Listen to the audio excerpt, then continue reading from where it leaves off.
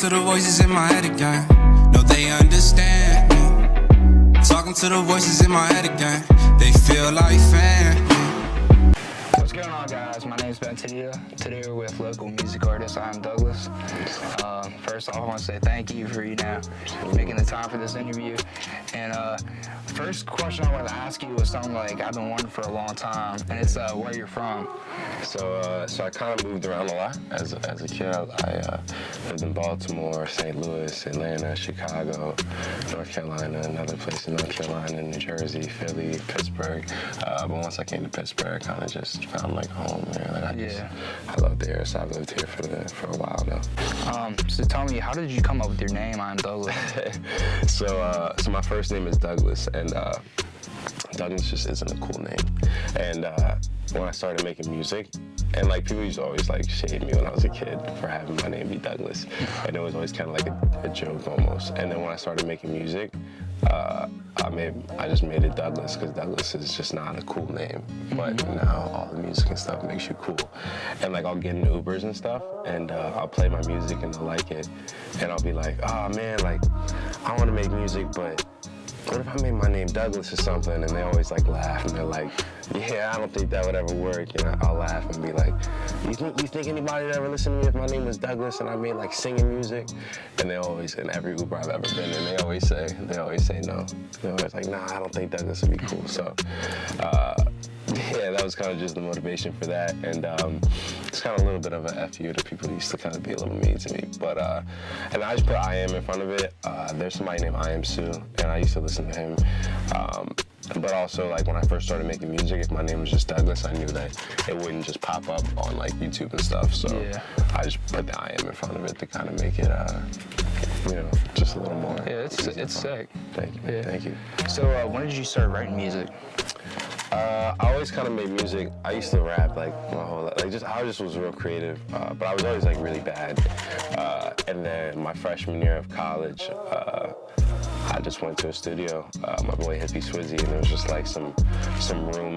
It was like his bedroom, and I think like Wilkinsburg, and he had a mic, and just made a song, and I like tried to sing a little bit, and I just fell in love with the sound and stuff. And then a couple months later, I went through like a breakup, was real down, and that summer I just made music and just fell in love with it. How did you come up with the name for the album, for your upcoming album? So let's get into it. So, Smile Buddy is right outside. So for the past like 6 months, my entire house is filled with red lighting. Like there's no getting out of it. Every light bulb is red. Like it's not practical. I'll try to go out and I can't find clothes, like because you just can't see it. I saw it on your story. Yeah, everything is red. Yeah, literally everything is red, and the color red kind of just it intensifies emotion. So it's kind of like synonymous with love sometimes, and it's also like it also is like if you're angry, it might make you more angry. If you're sad, it'll make you more sad. And for me, like when I create, I kind of just have to face every emotion I feel. And so when I moved into my house, and since then, every single lighting from my friends' rooms, my rooms, and downstairs, the living areas, everything is just red. And it made me really uncomfortable when I first lived in red lighting. And I did that on purpose because I would have to learn to create, and I would have to face it. Like I'm relatively self-conscious, but I'm kind of just an introvert. Like I don't like social settings. I'm kind of just really uncomfortable all the time. And the more music progresses, like there'll be more people in the studio, more asked of me, more like outside club settings, and it's kind of like, it's just, I don't know, like I'm not really too big on that stuff, but it would be times where there would be so many people in the studio where I would just pull people aside, like, yo, I don't want people in here, and eventually I just keep getting put in settings that are just uncomfortable to me, but I got to get used to eventually. So by living in red lighting, I had to learn to be comfortable with being uncomfortable, and eventually that same red lighting went from something that made me, uncomfortable and kind of tense up and everything to now it feels like a blanket almost. Like there's no escaping the red lighting. I love it. I've been through everything from breakups to downs to just really tough stuff, and celebrations also, and birthdays in the red lighting, and so much has happened in the last 6 months, but it's always been in this red lighting, so now I just feel home in it. And being on the south side, I always say like the kids play outside. Like everybody I know, it's like you're a kid and you want to go outside and play, and I don't really like that. But where I live, it's like, everybody plays outside, man. Everybody goes out and they do these things, and I have to learn to be comfortable with that. And the Smile Buddy, it's right outside, is just my way, kind of a message to myself. And when I think a lot of people around me are constantly trying to get me, just like, cheer up, bro, like, it'll be fine, it'll be fine. So now, for the past 6 months I've lived, I kind of got used to how it felt inside, and now I want to kind of feel the same emotion, the same things I've learned just of myself and getting comfortable outside. So then after this project, it's like gonna be something where I I gotta go outside and find my own red. It'd be the same thing as if I was like, Smile Buddy, there's hope outside, or if you were real sad, I was like, man, there's happy if you just go out, And as far as Buddy goes, I just hate when people call me Buddy. So but now, it's like really, it's like Buddy this, but like I hate it. Like you're with your girlfriend, she calls you Buddy, and I'm like, so I'm a buddy now. I didn't like that at all. But now it's in the project, and now it's a joke with people like Smile Buddy, Buddy this, but and that just was another way of me getting used to it, just kind of facing it head on. So, so like after this whole album comes out, so you're gonna change the lighting, or are you gonna stay with the red lighting? Man, I was thinking the other day, because it's really not practical. Like, it's really hard to find clothes in dark red lighting. It's really hard to find anything past 6 o'clock. Like when the sun goes down, it's over. It's hard to make food in red lighting. Like it genuinely is not that. Sometimes people come over and they be like, "How do you live like this?" I don't know, but I don't know. I was actually talking to my friend DJ yesterday, and I was like, dude, after this project, I'm gonna have to be in red lighting all the time, and people are gonna tag me in red lighting, and it's gonna happen.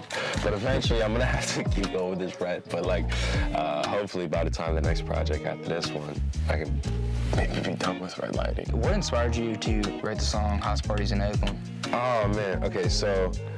My original project, there's a song called Vodka Water Bottles, and I used to go to Point Park in my freshman year. Whenever we would go out, we were I went to college at 17. I've always been in college. I was 17. I was just always younger, and dude, I couldn't get no underage, bro. I had gotten in enough trouble. I got to college, and we would just keep our vodka in water bottles. So whenever we would leave, it would just be and.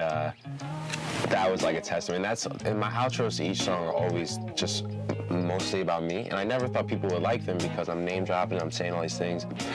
So after Vodka Water Bottles, I left school, and then it was House Parties in Oakland, and the same people I was talking about in Vodka Water Bottles where I'm talking about, I don't know if you guys know who Variation is, and I'm all these photographers, and they do all this stuff now, and I used to live with them. They were my roommates and all this other stuff, and it's cool because in Vodka Water Bottles I say Walt and Carlin are doing this clothing thing. They'll blow up, and I'm talking about Manny making music. He'll be famous. Don't forget it. And then in House Parties in Oakland, those same guys I mentioned, now their clothing line really did pop, and now they really are doing great things in the city. And Des and Mike did graduate, and it's kind of this story of just how we're going in our way. So, and that's why in House Parties in Oakland, I say for me, I'm in the city still speaking shit to existence. So, it was just there's no more house parties in Oakland, and there's no more drunk nights on the South Side, because everybody's just kind of getting their dreams and growing up. And I've always been the youngest of the people I'm around, so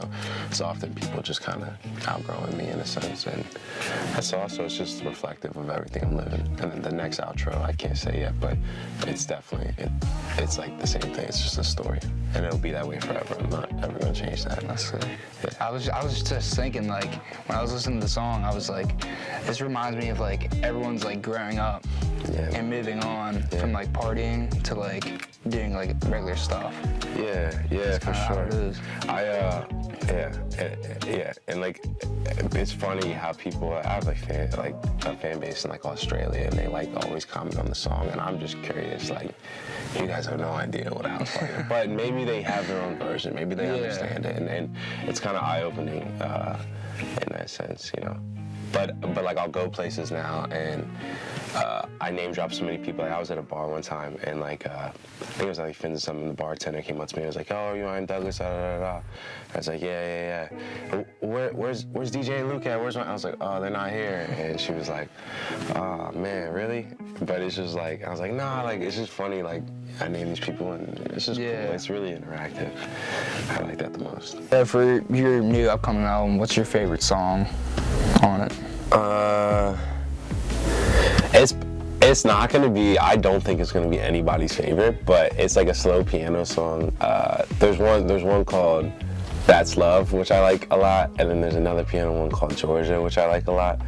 Probably there's one that's called "That's Love," and it's me calling my mom about this girl that like me and her just didn't talk, or we had like broke up, and it's like, "Hey mom, like I'm calling you with bad news," and it's kind of like, you know, this is good, this is going on, and like I know you're a fan of her, but like this one's on me, like don't be upset with me, and it's kind of just saying like, and the hook is like she thinks true love is handholds in public and laying up on a Sunday doing nothing in the covers. And dude, my life is kind of nonstop, and I am super obsessed with and I've been this way for years with just the music. My mind can't stop thinking about it, and it makes it really hard, I think, because they often take a back seat. And it's like, I love this music more than anything, and I'm nonstop thinking about it, and it makes it really, really hard, I think, for any girl that talks to me or anybody around me to understand, like, I don't stop. I lived in red lighting for 6 months. Yeah. And if ever there was a thing that was like, "Yo,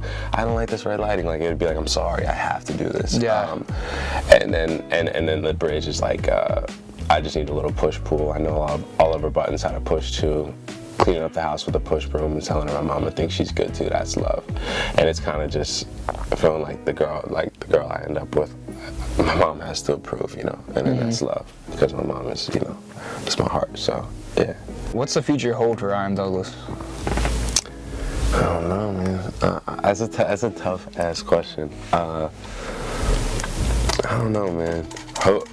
Hopefully just more music, man. I love making music, but the interaction and the responses I get from people are what mean the world to me. Like, it's kind of like I could give a shit less about being famous. I just want my message to be famous, and however that goes is however that goes. Like when we post, like we did like a giveaway where every comment was $1 donated to the Brain and Behavior Research Foundation.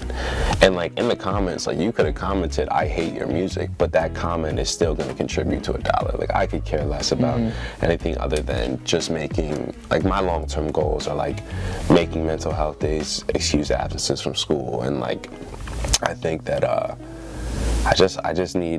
think often about type of music I make, and I'm very vulnerable and I'm very honest, and I'm not that guy that's gonna say like, "Hey," you know, I always say, like, when you're a kid and you're upset and you go to your room and you're so upset and you scream into your pillow because you're so upset, I'm not that guy that's gonna tell you like, "Hey, don't let it bother you, don't let them get to you, don't do this, don't do that."